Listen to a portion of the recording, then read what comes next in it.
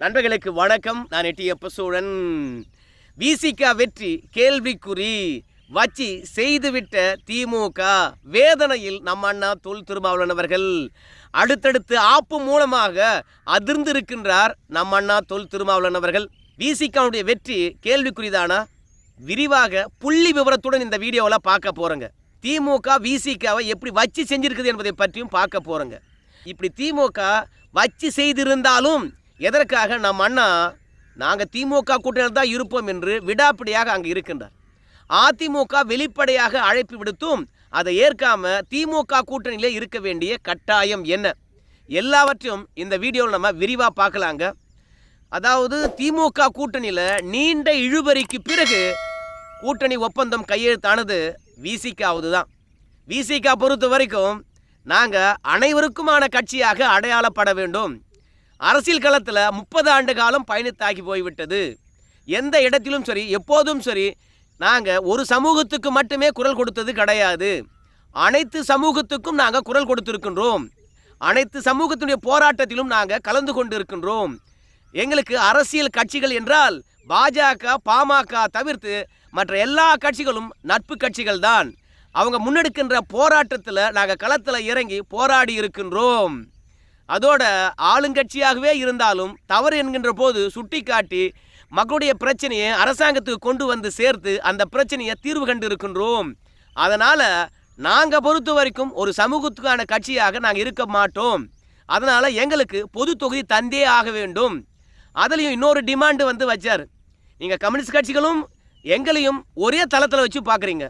Communist கட்சியினுடைய வாக்கு வங்கி என்ன, எங்களுடைய வாக்கு வங்கி என்ன? கம்யூனிஸ்ட் கட்சியினுடைய கட்டமைப்பு எந்த அளவுக்கு தமிழகத்தில் இருக்கிறது, எங்களுடைய கட்டமைப்பு எவ்வளோ இருக்குது என்பதை பற்றி நீங்கள் பார்த்துக்கணும். எங்கள் தொண்டர்களும் கம்யூனிஸ்ட் தொண்டர்களும் எவ்வளோ பேர் இருக்கிறாங்கன்னு நீங்கள் பார்க்கணும். மாநாடுலாம் போட்டோம். கம்யூனிஸ்ட் கட்சி என்றைக்காவது ஒரு நாளைக்கு தெருமுனை கூட்டத்தை தவிர மாநாடு போட்டிருக்கிறதா? அகில இந்திய தலைவர்கள் எல்லாம் கூட கம்யூனிஸ்ட் கட்சிகள் மாநாடு போடணும் அப்படின்னு சொன்ன பிறகு கூட அவங்களால மாநாடு போட முடியல. அந்த அளவுக்கு தான் செல்வாக்கு இருக்குது. அவங்களுக்கும் 2 தொகுதி, எங்களுக்கும் 2 தொகுதி என்றால் எங்களை எந்த இடத்துல வச்சு பார்க்குறீங்க? அதனால் 2 தொகுதிக்கோ 1 தொகுதிக்கோ எந்த ஒரு கட்சியிடம் போயிட்டு இந்த விசிக நிற்காது, நானும் நிற்க மாட்டேன் அப்படின்னு பல முறை திமுகவுக்கு மறைமுகமான அழுத்தத்தை தந்தார் நம்ம அண்ணா தொல் திருமாவளவன் அவர்கள். ஆனால் கடைசி வரைக்கும் திமுக பொறுத்த வரைக்கும் இருப்பதே 39 தொகுதிகள் தான். இன்னும் காங்கிரஸ் கூட்டணியானது இவ்வளோ தொகுதிகள் வேண்டும் என்று இறுதி செய்யலை. இருக்கிறவங்களுக்கெல்லாம் நான் கொடுத்தாச்சு. ஆளுங்கட்சியாக இருந்த திமுக 20 தொகுதிகள் கூட நிற்கலைன்னா அப்புறம் நாங்கள் என்ன பண்ணுறது? உங்களுக்கு என்ன பொது தொகுதி கொடுக்க மாட்டோம் என்றா சொன்னோம்? சட்டமன்ற தேர்தலில் பொது தொகுதி தந்தோமா இல்லையா? இருக்கின்ற பொழுது நாங்கள் அள்ளி கொடுப்போம், இல்லாத பொழுது நீங்கள் அட்ஜஸ்ட் பண்ணிக்க தான் போகணும். நீங்கள் பொதுத்தளத்தில் பயணிக்க வேண்டும் என்ற எண்ணம் எனக்கும் இருக்குது, உங்களுக்கும் இருக்கிறது. ஆனாலும் எங்களால் கொடுக்க முடியலை. இந்த முறை வாங்கிக்குங்க. ஏற்கனவே வெற்றியை பதிவு செய்திருக்கக்கூடிய விழுப்புரமும் சிதம்பரமும் நீங்கள் வாங்கிக்குங்க அப்படின்னு சொல்லிட்டு 2மே வந்து பார்த்தீங்கன்னா தனித்தொகுதியாகவே வாங்கியிருக்கிறாரு நம்ம அண்ணா. திமுக கூட்டணியில் எத்தனையோ கட்சிகள் அங்கம் பெற்றிருந்தாலும் சில கட்சிகளுக்கு மட்டுமே தொகுதிகள் அறிவிக்கப்பட்டிருக்குது. அதில் நம்ம அண்ணா தொல் திருமாவளவன் அவர்களுக்கு கொடுக்கப்பட்ட தொகுதியும் அறிவிக்கப்பட்டிருக்குது.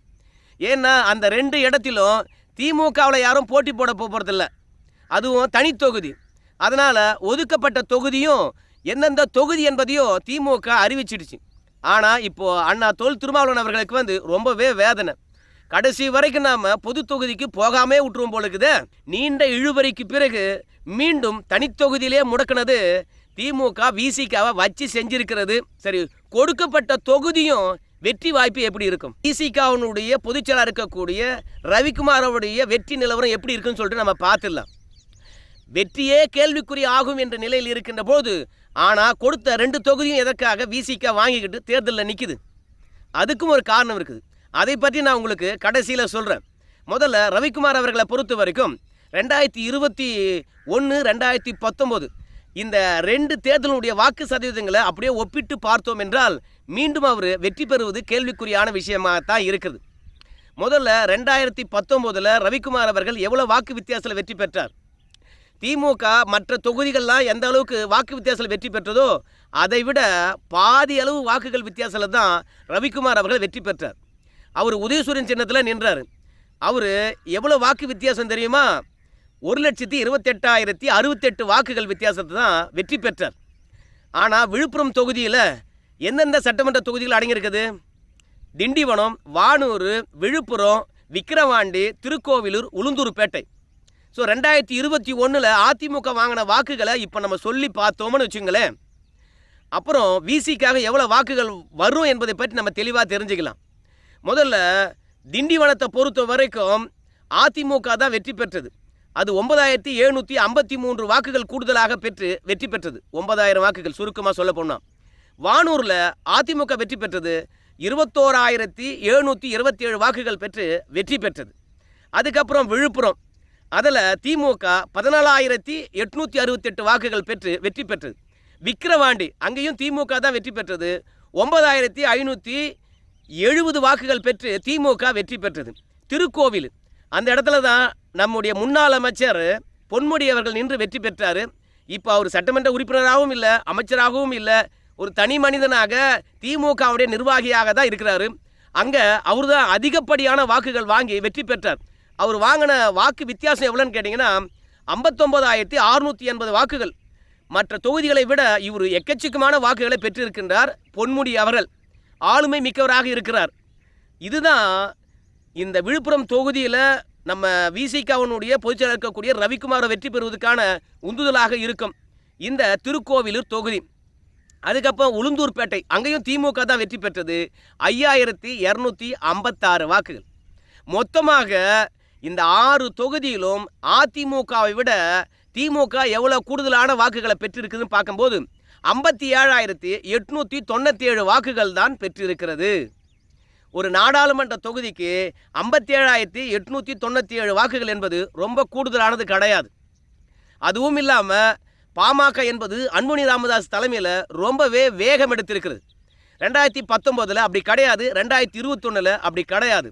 அன்புமணியை பொறுத்த வரைக்கும் சாதி அடையாளத்தை விட்டுட்டு வேறு மாதிரியான அரசியலும், அதே மாதிரி கடலூருக்கு பக்கத்தில் இருக்கக்கூடிய நெய்வேலி பிரச்சனையை பெருசாக எடுத்து பேசினதுனாலும், விழுப்புரம் அருகாமையில் இருப்பதனாலும் கடலூர் தாக்கமானது விழுப்புரத்தில் இருக்கும்.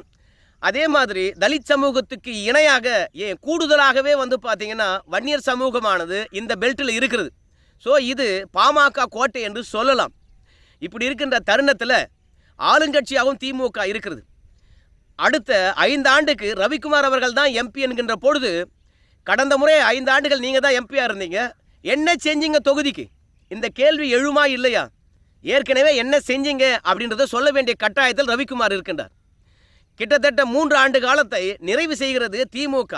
இந்த 3 ஆண்டு காலத்தில் இந்த தொகுதிகளுக்கு திமுக என்ன செஞ்சிச்சு அப்படின்னு சொல்ல வேண்டிய கட்டாயத்தில் இருக்குது. மக்களை பொறுத்த வரைக்கும் ரவிக்குமார் அவர்களுக்கும் திமுகவுக்கும் நம்பிக்கையுடன் வாக்களித்திருப்பாங்க. அந்த நம்பிக்கை நிறைவேறி இருக்குமா? அதனால் ஏற்கனவே வெற்றி பெற்றவருக்கு எப்போதுமே அங்கே எதிர்ப்பு இருக்கத்தான் செய்யும். எந்தவித அனுதாபமும் இருக்காது. திமுக ஆட்சியில் இருப்பதனால ஆட்சிக்கு எதிரான மனநிலையும் இருக்கும். பாமக, அதிமுக கடந்த காலங்களை விட இப்போ அதிகமாக பார்த்தீங்கன்னா மக்களிடையே கவனம் பெற்றிருக்குது. 2 கட்சிகள் இடையில் எந்த விதமான குழப்பமும் கிடையாது. அதுவும் அன்புமணி ராமதாஸ் அவர்கள் பாமகவுடைய தலைவராக பொறுப்பேற்றிருக்கின்றார். அவர் பொறுப்பேற்று முதலாக சந்திக்கக்கூடிய தேர்தல் இது. இந்த தேர்தலில் மிகப்பெரிய வெற்றியை பெற்றாக வேண்டும். அப்போ தான் ஜி.கே. மணி இடத்துல இருந்து அன்புமணி ராமதாஸ் அவர்கள் தலைவர் பொறுப்பை பெற்றதுக்கான ஒரு அங்கீகாரமாக இருக்கும். அதனால் அன்புமணி ராமதாஸை பொறுத்த வரைக்கும் தன்னுடைய ஆளுமையை தன் சமூகம் எங்கே இருக்குதோ அங்கே நிரூபித்தாக வேண்டிய கட்டாயத்தில் இருக்கிறாங்க.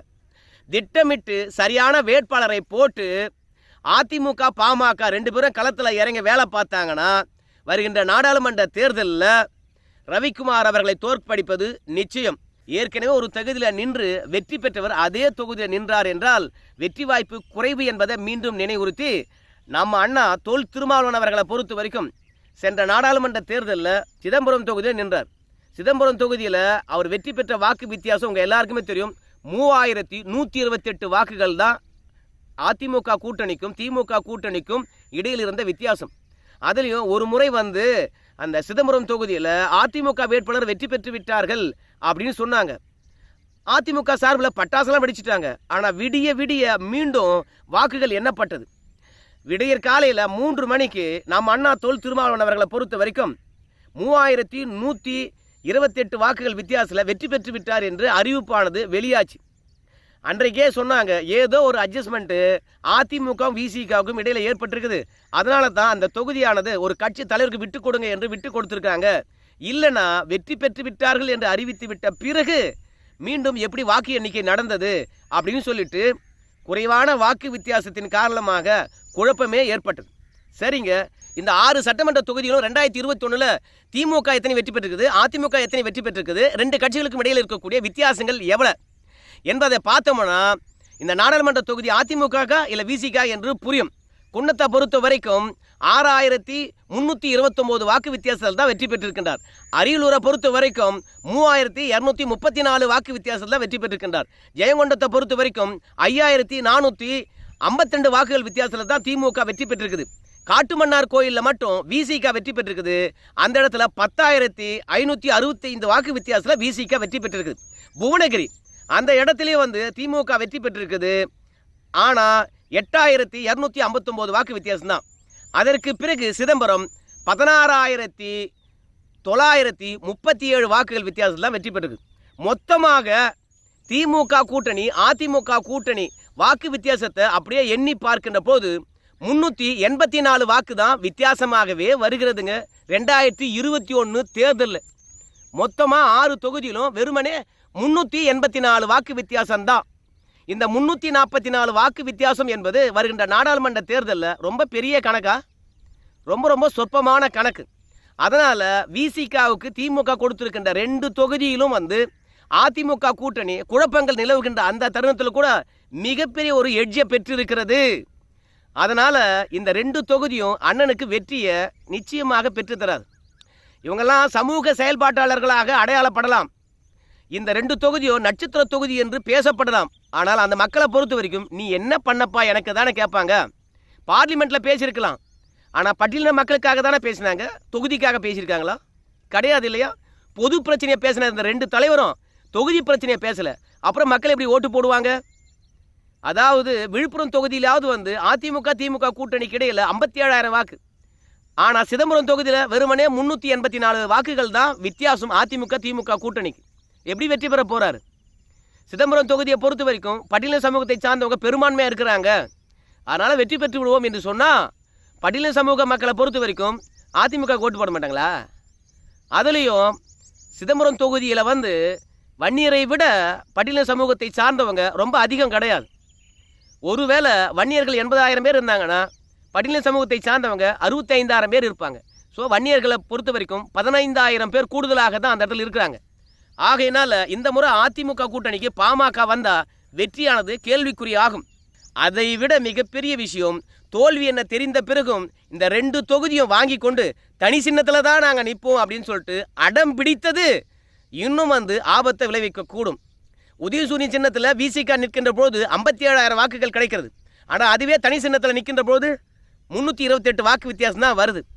ஆகையினால் இந்த முறை நம்ம அண்ணா தொல் திருமாவளவனும் விசிகாவோட பொதுச்செயலாளரும் வெற்றி பெறுவது கேள்விக்குறியான விஷயம். அதனால தான் எல்லாவற்றையும் யோசித்து அவர் வேதனையில் உறைந்திருக்கிறார். இப்படி தோல்வி என்றாலும் கூட எதுக்காக 2 தொகுதி வாங்கினார்? ஒருவேளை 2 தொகுதியில் நம்ம வெற்றி பெற்று விட்டால் தமிழகத்தில் 3வது அங்கீகாரம் பெற்ற கட்சியாக நாம் வந்துடலாம் அப்படின்றது அவருடைய எண்ணம். பொதுவாக 25 தொகுதிகளுக்கு ஒரு தொகுதி வெற்றி பெற்றிருக்க வேண்டும் நாடாளுமன்றத்தில். அப்படி இல்லையா 8% வாக்குகளை வாங்கியிருக்க வேண்டும். அப்படி பார்க்கும்போது இந்த 2 தொகுதியிலும் வெற்றி பெற்று விட்டார் என்றால் அந்த கட்சிக்கு அங்கீகாரம் கிடைத்துவிடும். இன்றைக்கி தமிழகத்தில் அதிமுக திமுக தவிர்த்து வேறு எந்த கட்சியும் அங்கீகாரம் கிடையாது, பாஜக மற்றும் காங்கிரஸை தவிர்த்து விட்டு. அதனால் மாநில கட்சியில் விசிகா அங்கீகாரம் பெறலாம் என்பதற்காக 2 தொகுதியை கொடுத்தது போதும்பா, அந்த வெற்றியை நாங்கள் உறுதி செய்கிறோம், தமிழகம் முழுவதும் இருக்கக்கூடிய ஒட்டுமொத்த நிர்வாகிகளும் இந்த 2 தொகுதியில் இறங்கி வேலை பாருங்கப்பா அப்படின்னு உத்தரவிட்டு எல்லா கட்சிகளுக்கும் முன்பாக நாம் அங்கீகாரம் பெற்றுவிடலாம் என்பதுதான் விசிகாவுடைய எண்ணம். ஏன்பா தேமுதிக அங்கீகாரம் பெற்ற கட்சின்னு சொல்கிறாங்க?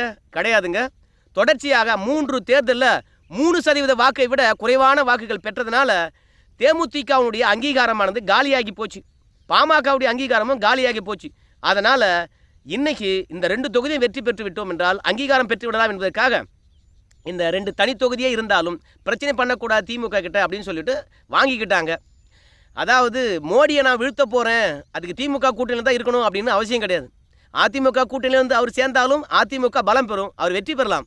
ஆனால் இன்னும் சிறுபான்மையரை பொறுத்த வரைக்கும் அதிமுக நம்பலை. அந்த ஒரே காரணத்துக்காக தான் திமுகவுடன் ஓடிக்கிட்டு இருப்போம், 2026 பார்த்துக்கலாம் அப்படின்னு சொல்லிட்டு அங்கேயே ஓடிக்கிட்டாரு. அங்கீகாரத்தை மனதில் வைத்து திமுகவிடம் 2 தொகுதி வாங்கியிருக்காரு. அங்கீகாரம் கிடைக்குமா?